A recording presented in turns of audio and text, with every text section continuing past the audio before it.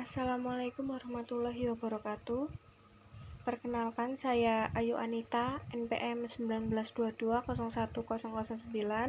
Saya perwakilan dari kelompok 1 ingin mempresentasikan hasil diskusi ISS 1 dari kelompok kami yang berjudul Kesehatan pada Populasi dengan Penyakit Kronis, Kelompok Penderita Stroke.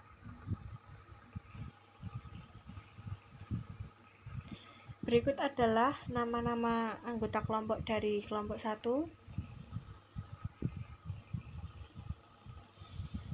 Yang pertama, saya akan membahas tinjauan teori.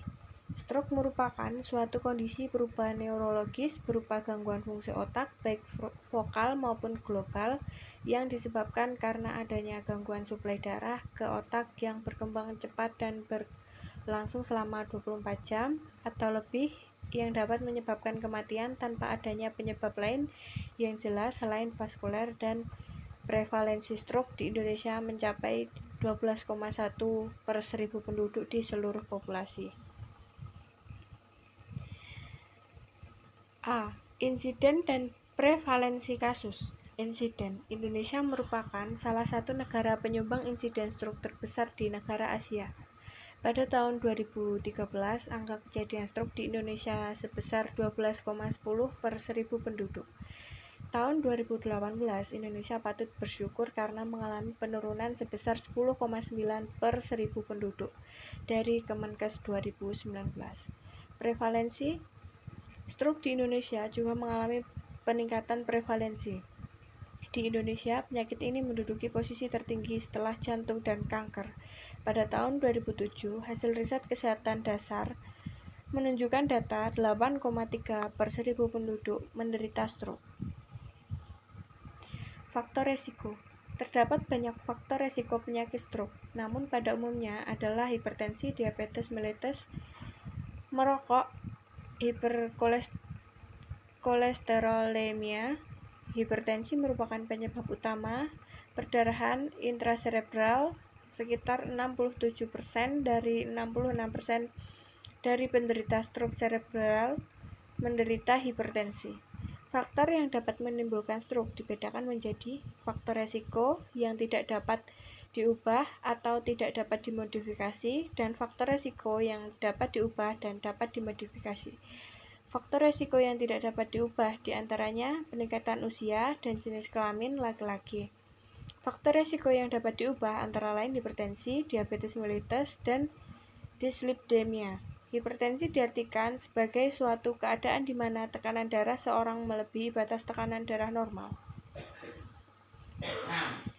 Penata laksanaan, pencegahan, pengendalian penyakit stroke di komunitas.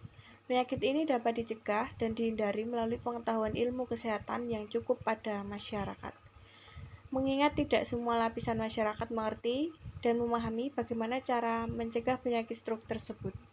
Penata laksanaan stroke non-hemoragik berupa terapi farmakologis dan non-farmakologis. Upaya yang dilakukan dalam menangani stroke hemoragik mencakup upaya promotif, preventif, kuratif melalui kegiatan penyakit tidak menular atau PTM. Program kebijakan pemerintah dalam mengendalikan penyakit kronis stroke. Pemerintah Indonesia telah menetapkan program nasional untuk mengendalikan permasalahan penyakit tidak menular di bidang promotif dan preventif tanpa mengesampingkan kuratif dan rehabilitatif melalui Posbindu, PTM, Pos Pembina Terpadu Penyakit Tidak Menular. Yang pertama ada agenda global, kedua target SDGs, penurunan 1/3 kematian dini akibat PTM pada tahun 2030. Lalu nawacita Presiden dan Wapres, lalu program Indonesia Sehat, diwujudkan dengan 3 pilar.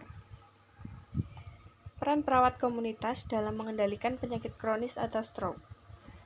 Peran perawat komunitas dalam mengendalikan penyakit khususnya stroke antara lain: yang pertama, mendidik atau edukator.